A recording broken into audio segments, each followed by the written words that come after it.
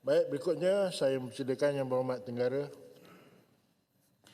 Bismillahirrahmanirrahim. Terima kasih Tuan Yang di-Pertua bagi ruang kepada Tenggara bahas rang Undang-Undang Perbekalan 2025 yang bertemakan membugar ekonomi, menjana perubahan, mensejahterakan rakyat. Tuan Yang di-Pertua, Tenggara mulakan dengan ucapan terima kasih kepada pihak kerajaan kerana laksana ikhtiar sejati madani, sewaan bot dan aktiviti mancing berkayak dan ATV yang diberikan kepada masyarakat orang asli di Kampung Sayung Pinang di kawasan Tenggara ini, kaum Jakun, telah menambah pendapatan RM15,000 sebulan. Yang keduanya,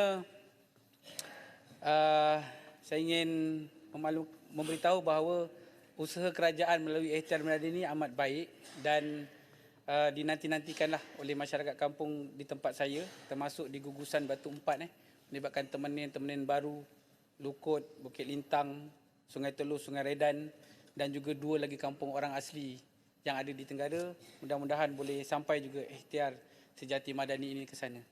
Dan yang keduanya, saya nak ucap terima kasih kerana selalu peruntukan sebanyak 2.6 bilion kepada Felda, Risda dan Felkra. Felda sebab saya anak peneroka Felda, Risda sebab saya pengerusi, dan Felkra kerana saya ramai kawan di Felkra. Saya harap mudah-mudahan amaun yang diberikan ini mampu mensejahterakan masyarakat luar bandar, tani dan peladang.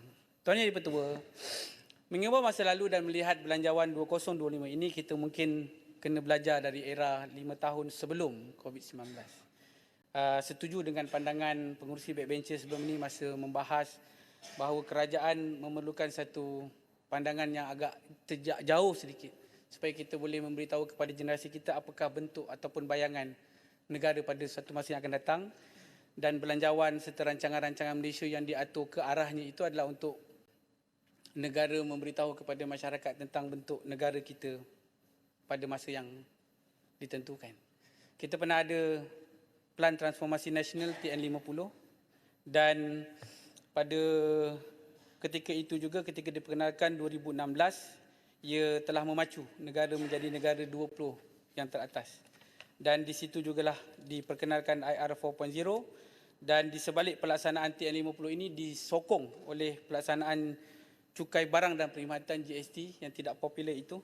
Tetapi angka yang ada pada saya ini 27.1 bilion dikutip pada 2015, 41.2 bilion dikutip pada 2016 dan 44 bilion dikutip pada 2017 dan dilaksanakan di banyak negara, 170 negara, dan saya kira dengan keadaan yang ada sekarang ni mungkin boleh dipertimbangkan. Dan kita perlu sedar bahawa ketika TN50 itu dilaksanakan, kita mendengar tentang KPI, KRA, Outcome Based Budgeting dan National Blue Ocean Strategy.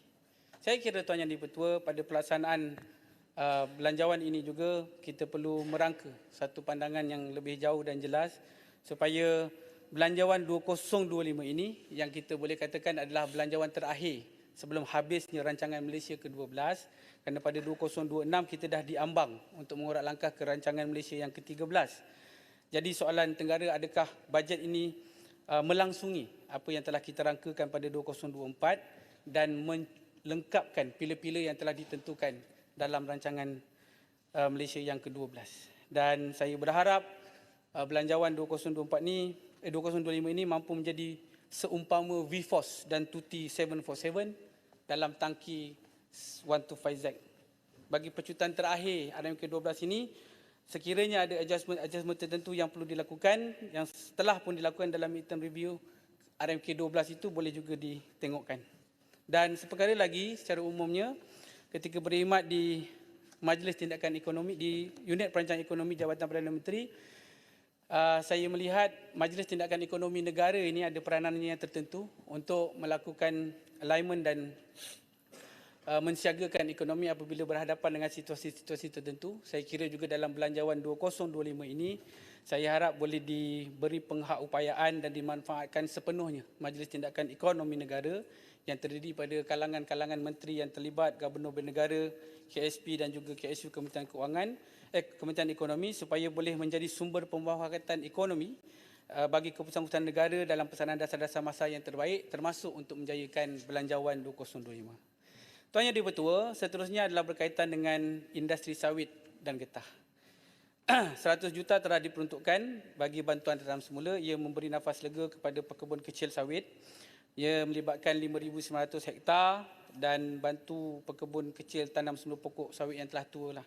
Dan kenaikan nilai ambang levi keuntungan luar biasa WPL daripada 3,000 ke 3,151 tan bagi Semenanjung, 3,500 kepada 3,651 tan bagi Sabah dan Sarawak juga adalah langkah yang amat positif. Langkah ini memberikan ruang kepada syarikat peladangan beroperasi dengan lebih efisien mendepani cabaran persaingan pasaran minyak sayuran global. Dan 65 juta yang diperuntukkan untuk menangkis salah tanggapan mengenai minyak sawit juga adalah berbaloi diletakkan dalam belanjawan ini.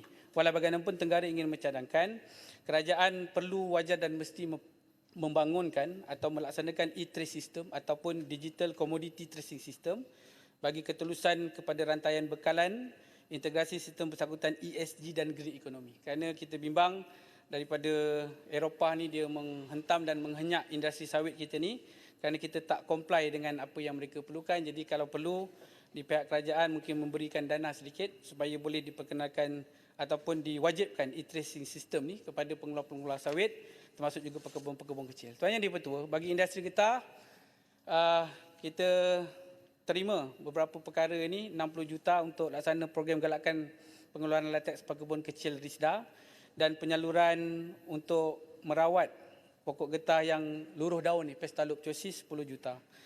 Walau bagaimanapun, saya suka untuk memaklumkan di sini apabila saya bertemu dengan pekebun-pekebun getah di kawasan saya Tenggara, terutamanya di Sungai Redan, Kampung Temenen dan Rantau Panjang, termasuk juga kampung orang asli Sayung Pinang, mereka selalu meminta-minta kelun RRIM 600 diperkenalkan semula. Dan saya pun buat penyelidikan bahawa klon 600 ni memang dulu masa kita memula tanam buka estate getah ni termasuk juga di kawasan-kawasan Fedah memang kita pakai klon 600. Tapi pada tahun 2009 ia telah tidak dibenarkan semula. Jadi saya mencadangkan supaya kerajaan mengambil peranan untuk mengkaji semula penggunaan klon RRIM 600 ini kerana selain daripada getahnya yang banyak, kayunya juga cantik. Bagus untuk komoditi balak, kayu kayan supaya boleh menambah hasil kepada kerajaan. Dan saya difahamkan 65% daripada getah yang ditanam di negara Thailand yang suatu masa belajar daripada kita menguruskan getah ni adalah klon 600. Jadi Tenggara mencadangkanlah supaya kerajaan buat kajian dan saya difahamkan juga di RISDA ni tiada dibenarkan untuk membuat R&D sendiri berkaitan dengan baka ini. Jadi saya mencadangkan supaya boleh pihak RISDA ni yang menjadi single custodian kepada pekebun kecil getah memiliki ruang untuk mengadakan penyelidikannya sendiri berkaitan dengan baka. Kerana kalau kita tengok bagi industri sawit, MPOB tak dictate pun benih apa yang hendak ditanam. In fact, Felda pun menghasilkan yang gambi di makmalnya sendiri. Tuan Yang di-Pertua, seterusnya berkaitan dengan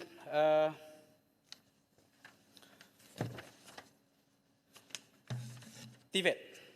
Peningkatan peruntukan daripada 7.5 bilion daripada berbanding 6.8 bilion tahun lepas adalah satu komitmen yang jelas kerajaan dan ia merupakan satu game changer lah yang boleh memacu utama melahirkan tenaga kerja mahir tempatan di samping mensiagakan talent kita untuk berhadapan dengan dunia industri. Peruntukan untuk TVET perlu memberi tumpuan yang 7.5 bilion ini, cadangan Tenggara memberi tumpuan kepada pembangunan kemahiran kecekapan tenaga pengajar dan gabungan kajian kes dunia lapangan sebenar, pengalaman praktikal ke dalam kurikulum dan bagi membantu tenaga pengajar TVET menunjukkan kepentingan kecekapan tenaga dalam tetapan teknikal dan vocational yang berbeza. Pendidikan TVET juga dengan kemahiran kecekapan tenaga lanjutan termaju, kerajaan perlu pastikan generasi akan datang bersedia menangani cabaran kemampanan tenaga yang semakin meningkat dalam tenaga kerja. Satu hal yang paling mustahak, kepentingan pemetaan persijilan profesional antarabangsa dengan persijilan kebangsaan. Korelasi, yakni kaitan, timbang balik, hubung kait pemetaan persijilan profesional antarabangsa, persijilan nasional penting untuk memupuk pendekatan yang padu, piawaian kepada pembangunan dan pengiktirafan profesional. Dengan mengiktiraf dan mengesahkan kesetaraan, persijilan antarabangsa dan piawaian kebangsaan, profesional boleh meningkatkan mobiliti, kredibiliti kebolehpasaran dalam pasaran kerja yang kompetitif dan telah tiba masanya sistem TVET Malaysia melahirkan profesional yang menerima manfaat. Kesempatan ini juga saya mengambil untuk mengucapkan terima kasih kepada kerajaan kerana meluluskan 20 juta kepada usaha untuk menubuhkan Malaysia China Institute di Bagan Datuk. Saya difahamkan oleh pihak Malaysia China Institute, bilangan keseluruhan bakat TVET tempatan telah menerima manfaat melalui inisiatif Malaysia China Youth Training TVET Training digerakkan bersama Belia Mahir dan Tang International telah mencecah angka 1841 orang. Dan kita telah jalinkan, MCI telah menjalinkan hubungan dengan 225 Institut TVET China. Jadi justru peruntukan yang diberikan untuk TVET ini diharap dapat menala lagi kemaraan usaha kita mendekatkan jurang TVET itu dengan negara China. Dan saya ambil kesempatan untuk ucapkan terima kasih kepada PMX atas hubungan baik dengan kerajaan China dan juga kepada Yang Amat Berhormat Datuk Seri Dr. Haji Zahid Hamidi, pengurusi MTVET Timbalan Perdana Menteri, kerana merintis jalan TVET bersama China melalui manfaat BRI. Dan akhirnya adalah berkaitan dengan pendidikan. Kita sedia maklum pendidikan pada tahun depan 2025 mendapat peruntukan yang besar, 64.1 bilion. Ada banyak perkara yang hendak dibuat. Tapi bagi Tenggara pun kita memang memerlukan lagi sekolah. Sekarang dah ada 11 sekolah menengah, 40 sekolah rendah.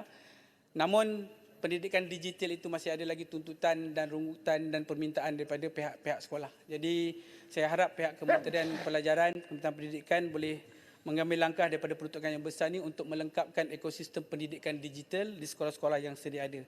Dan termasuk juga dengan akses internet. Perkara lagi juga adalah berkaitan dengan kemudahan sukan. Kita tahu antara matlamat falsafah pendidikan nasional adalah melahirkan generasi yang jerih, yang bagus daripada segi jasmani, emosi, intelek, jasmani, emosi, rohani dan intelek. Namun kita lihat kemudahan-kemudahan sukan juga di peringkat sekolah-sekolah ini amat kurang. Jadi kita bimbang nanti generasi yang kita asuh dan kita nak lahirkan hanya cerdas satu bidang, itu pun kalau dia cerdas. Tapi sekurang-kurangnya untuk pembangunan sukan juga mesti disediakan. Sekurang-kurangnya ada norma, ada norm, mungkin 10 sekolah rendah, 2-3 sekolah menengah, ada satu kompleks sukan. Dan sekali lagi, selain daripada sibuk kita untuk membina bangunan baru, sekolah baru, memang Tenggara pun memerlukannya. Tetapi kita perlu juga kepada usaha untuk melihat sekolah-sekolah yang melebihi usia 40 tahun, mestilah diberi peruntukan untuk selenggara maintenance yang secukupnya supaya masyarakat ataupun masyarakat pendidik dan murid-murid dapat belajar dalam suasana dan situasi yang sewajarnya. Yang terakhir adalah berkaitan dengan industri halal. Industri halal, pasaran global industri halal mencecah 22.34 trilion menjelang 2030. Pada September 2022 berjaya tarik 9.5 bilion atau 59% daripada FDI. Menurut State Global Islamic Economy 2022, Malaysia di tempat pertama daripada 81 negara perolehan produk halal tertinggi. Ia potensi besar untuk negara. Saya khawatir persaingan negara luar seperti Indonesia yang mempunyai master plan industri halal 2023. Yang berhormat Tuan Jadi Betul, saya minta masa sedikit.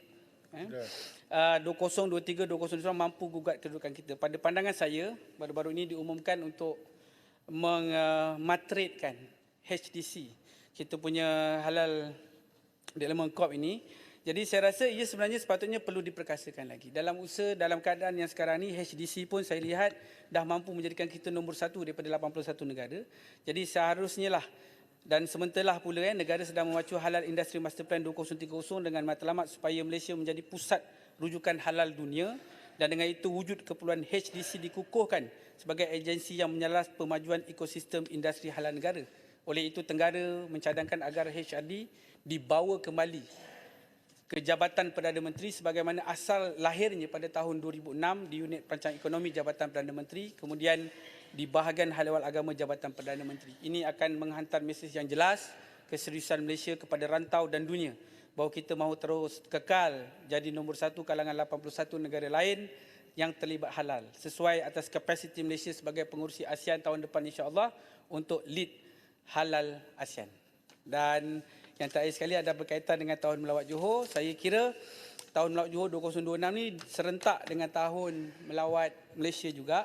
Jadi dicadangkan kepada MOTEC, kita bukan sahaja perlu menyediakan dana yang cukup untuk mempromosikan, tapi juga kena ada usaha pada tahun 2025 bajet ini memunculkan produk pelancongan baru, menggilap produk pelancongan sedia ada, infrastruktur fasiliti pelancongan juga perlu diperbaik, akses capaian seperti yang disebut tentang jalan jambatan juga perlu dilihat supaya boleh memberi manfaat kepada usaha dan cita-cita Malaysia untuk mencapai jumlah yang disasarkan pelancong daripada luar ke negara kita dalam perancangan besar tahun melawat Johor 2026 dan juga tahun melawat Malaysia 2026.